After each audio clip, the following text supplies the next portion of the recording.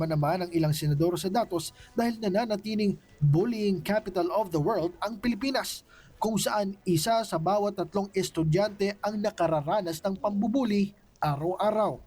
Mula sa 1,158 na kaso noong 2013, umabot na umano sa mahigit 20,000 ang naidalang insidente pagsapit ng 2018 sa kabila ng pagpapatupad ng Anti-Bullying Act of 2013.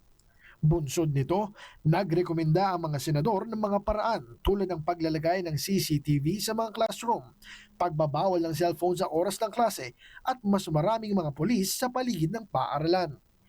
Samantala, sinabi ni Senator Bam Aquino na mahalagang makiisa ang mga magulang sa mga hakbang kontra bullying upang maprotektahan ang mga estudyante sa loob at labas ng paaralan.